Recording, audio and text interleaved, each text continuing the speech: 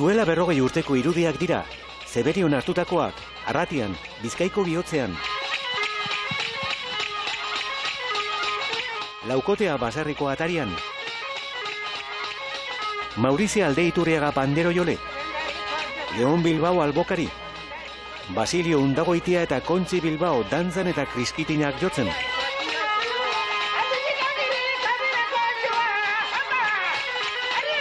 Zeberion 1904 jaio zen Maurizia.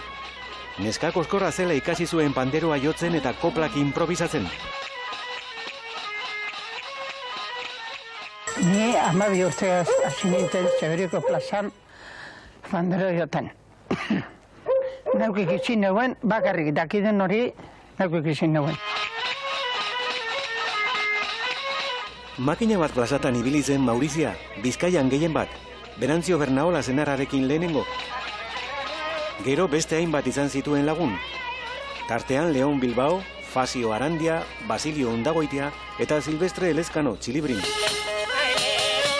Bera modukoa omen zen bere jotzeko modua, bizia, indartsua, energiaz betetakoa. 1988 urtean hil zen, 84 urte zituela. Zelan ahaztuaren estilo hain berezia.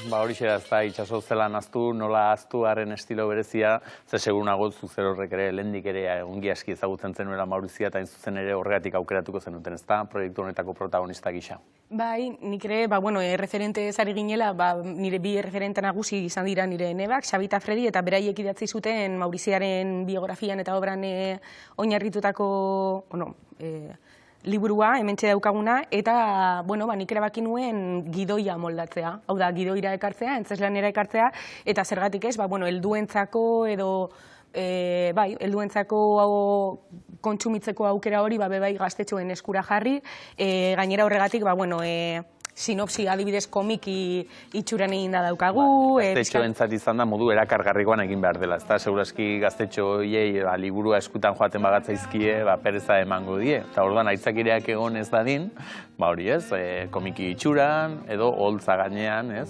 Hori da, holtza gainean, lantalde, pentsatzen dut, lantalde bikaina eratu dugula, hor musikari badauzkagu Ander Trabudua eta Alberto Marcos, eta bereiek musikariak izateaz gain badira irakasleak ere, musika irakasleak. Orduan horrek ere, baliorantzi bat dauka, eta hor, nabaritzen da, ez da, euren ekarpena.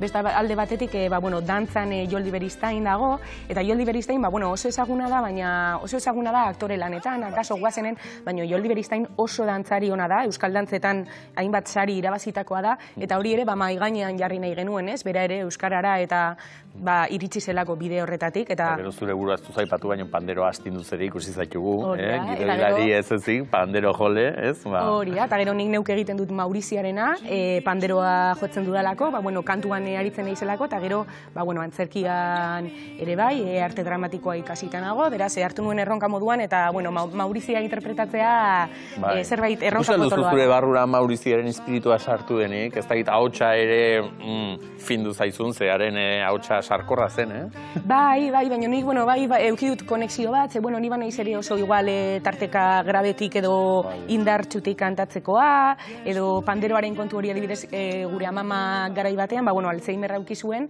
eta dana aztu zuenean panderoa jotzen hasi zen, eta koplak ez.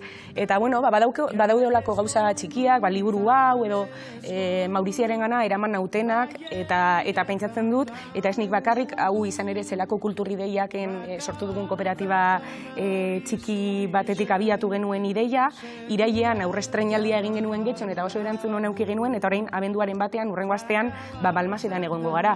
Eta momentu, eskoletan gabiltza, baina asmoa bada antzokitara joatea, eta alik eta jende gehienari esatea zein zen Maurizia, eta gainera, datorrenari txapanderoa hau zuretzako. Begira. Horren gainera, badakizu orain, hau bizirenarekin batera jarri beharko dugu. Nik hartu hau bizirena, baina, Maurizia ere hau bizia zen, beraz... Bai, ze esan eta esan ari gara ez da ikuskizun integrala dela, ez? Nolabait ere disiplina desberdinak eta biltzen dituela, ez? Hori da, bai, multidisciplinarra nolabait badaukagu antzerkia, eta nik nolabait hori, Mauriziaren papera gorpuzten dut, kantuan, panderoa jotzen, kronologikoki kontatzen dugu gutxi gora bere bizitza, ederra da, adibidez Karakol bere senarrak kartzelara bialtzen dutenean, maitasun gutun bat idazten dugu, edo gero adibidez Karakoli botatzen dio kopla bat, usten badia zu kantatuko izi kopla. Noski, utziko ez dizut ba. Kantatzen du berak, kantatzen zion Karakoli. Karakol arteakoa, Karakol arteakoa, soinulari famosoa, Mauriziak hainbat bider, joten dotzo panderoa, Mauriziak hainbat bider, joten dotzo panderoa. Kopla horrek oso ondo biltzen du nik uste dut hain zuzenen Maurizia zertzen, ez? Eta Mauriziak zer suposatu zuen. Ze, karo, ari da esaten berak panderoa jotzen duela, senarraren panderoa ere jotzen duela. Eta, karo, hori momentu hartan esatea, ez? Ze, egun normaltxagoa izan daiteke, baina garai hartan kontutan hartu behar dugu, berazela, oholtzatan edo plazatan ikustiteken eta entzuntziteken ia emakume bakarra. Hori da, eta ikustea ze kopla mota, gero ere, hiru sariketa irabazi zituen egun bakar batean. Kontatzen ditugu hainbat gauza ederrak direnak, eta gaztetxoek ere flipatzen dute, ez? Edo publikoak, ze indartsua ez bakarrik kantakeran eta panderoa jotzeko moduan, baizik eta bebai edukian, ez da?